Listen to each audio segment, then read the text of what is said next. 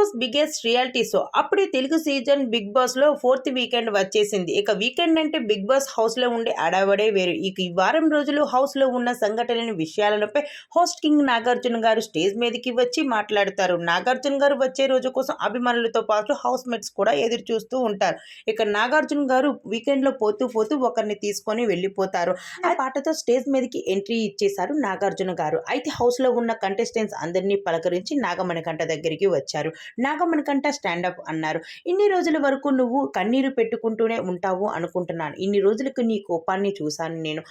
ఎవరైనా నీతో ఆర్గ్యుమెంట్ చేసేటప్పుడు వాళ్ళ మాటలతో సమాధానం చెప్పాలి, అంతేకాని నీ మెడలో ఉన్న మైక్ కోపంతో తీసి విసిరేయడం ఎంతవరకు కరెక్ట్? బిగ్ బాస్ హౌస్ కి నీకు ఇష్టమైనట్టు ఉండడానికి వచ్చావా? అలా నీ ఇష్టానికి ఉండేటట్టయితే నువ్వు ఈ బిగ్ బాస్ హౌస్ లోనే వద్దు. ఇక్కడి నుంచి తక్షణమే నువ్వు వెళ్ళిపోవచ్చు. కోపం శాంతం లేనివారు ఈ బిగ్ బాస్ హౌస్ లో పనికిరావు.